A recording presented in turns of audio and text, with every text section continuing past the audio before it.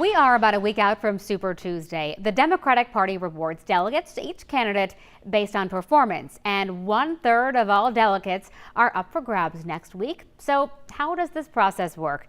Janelle Bludau explains.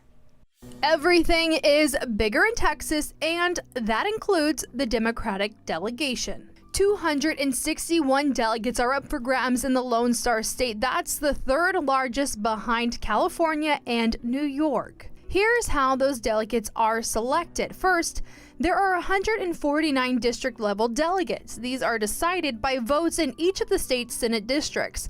A candidate must have won at least 15% of the vote in the Senate district to win district delegates. Then there are 49 at-large delegates and 30 superdelegates. These are based on the statewide vote for the Democratic presidential candidates. These also follow the 15% rule. And the other 33 are automatic delegates.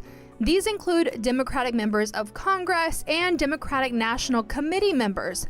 These votes are not determined by the ballot box, so they can vote for any of the candidates. It's a complex formula, but with one of the largest delegations, you can see why Texas plays a big role in the Democratic nomination.